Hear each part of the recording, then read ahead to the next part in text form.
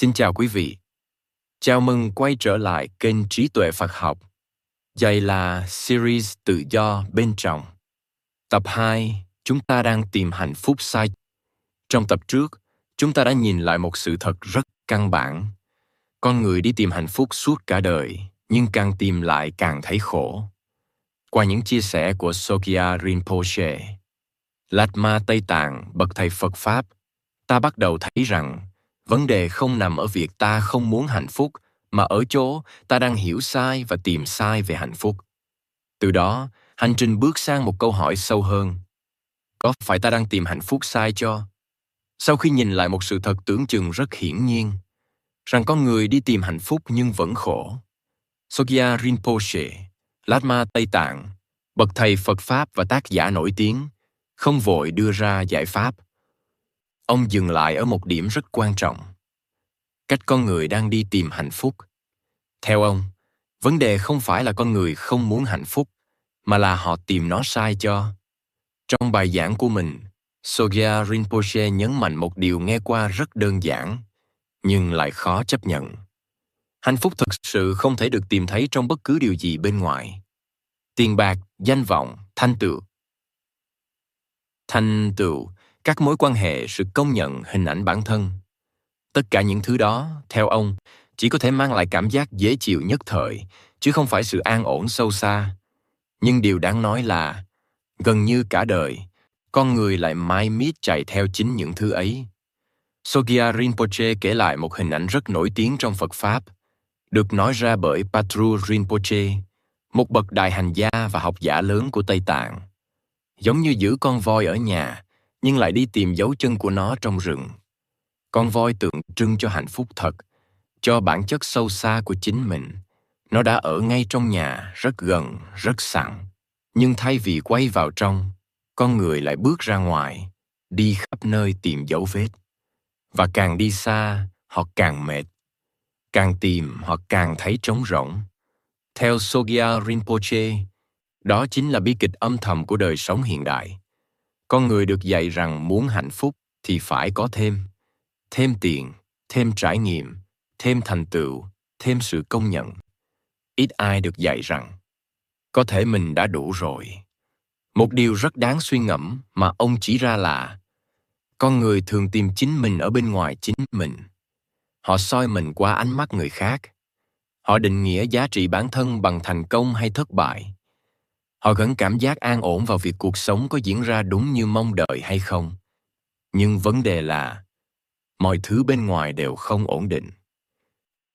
Sogyal Rinpoche nói rất rõ, cho đến khi con người chưa nhận ra bản chất sâu xa của mình, thì bất kỳ hạnh phúc nào dựa trên hoàn cảnh cũng đều mong manh. Nó có thể mất đi bất cứ lúc nào. Và khi mất, khổ đau lập tức xuất hiện.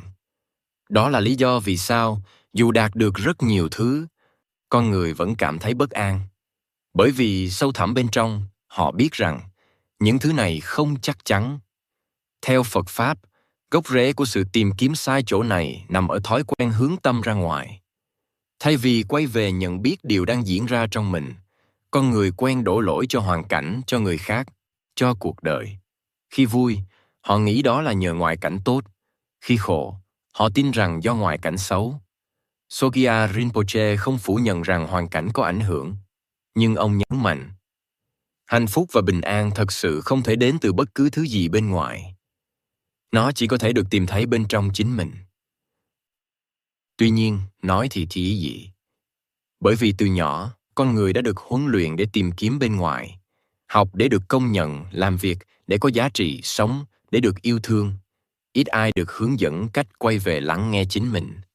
Và thế là, con người trở nên rất thành thạo trong việc đuổi theo hạnh phúc, nhưng lại rất vụng về trong việc ở yên với chính mình. Một hệ quả khác của việc tìm hạnh phúc sai cho là cách con người theo đuổi hạnh phúc lại tạo thêm khổ đau.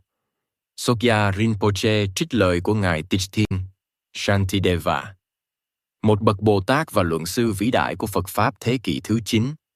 Dù khao khát hạnh phúc, vì vô minh, con người lại phá hủy chính sự an lành của mình. Như thế đó là kẻ thù. Dù muốn thoát khỏi khổ đau, họ lại lao thẳng vào khổ đau. Con người muốn hạnh phúc, Nhưng cách họ theo đuổi lại đầy căng thẳng, kiểm soát và sợ hãi.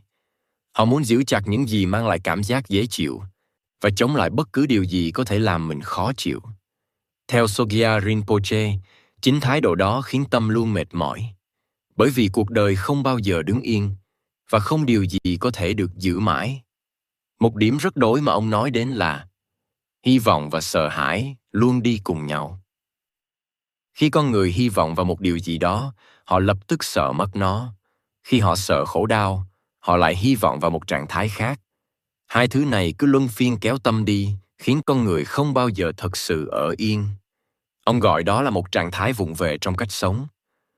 Vụng về không phải vì thiếu trí tuệ, mà vì chưa hiểu rõ bản thân mình. Sogyal Rinpoche nói rằng, con người đánh giá thấp sức mạnh của tâm và đánh giá quá cao vai trò của hoàn cảnh. Họ không nhận ra rằng, chính cách nhìn của mình mới là thứ quyết định cảm nhận hạnh phúc hay khổ đau. Tập này không kết thúc bằng một lời khuyên, mà bằng một sự dừng lại. Nếu hạnh phúc không nằm ở bên ngoài, nếu càng tìm kiếm lại càng mệt, nếu con voi đã ở nhà từ đầu, vậy điều gì đã khiến con người không ngừng bước ra khỏi chính mình? Câu trả lời, theo Sogyal Rinpoche, nằm ở hy vọng và sợ hãi. Hai dòng chảy âm thầm chi phối toàn bộ đời sống nội tâm. Và đó chính là điều mà hành trình tự do bên trong sẽ đi sâu hơn ở tập tiếp theo. Xin cảm ơn quý vị đã đồng hành cùng kênh Trí Tuệ Phật Học.